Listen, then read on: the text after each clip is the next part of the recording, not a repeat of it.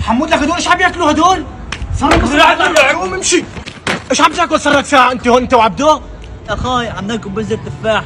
والله عن جد بذر تفاح؟ هلا بدي ادوسك مشان ترتاح. تعرف انت شحق الوحده؟ شو تحقق ليش يعني؟ كله بذر تفاح يعني. على فكره الوحده حقها 50 ليره زي خبر انت ها؟ ليش الشيء يلا الوحدة حقها 50؟ تاكل وحده منها بثانيه وحده بتصير ذكي. ثانية بتصير ذكي؟ معناتها تعطينا 350. عدهم. حلو 150. وحده، ثنتين، وهي ثلاثه. هاي وحدة وحدة. ما فكرت بهيك شيء؟ لك انا ما فكرت بهيك شيء، انت ايش سويت؟ ليش ايش صار معك؟ خير ان شاء الله. لك انا بهال 150 ليرة اللي اعطيتك اياها كان خليت 5 6 جبسات وطلعت 5 6 كيليات بزر.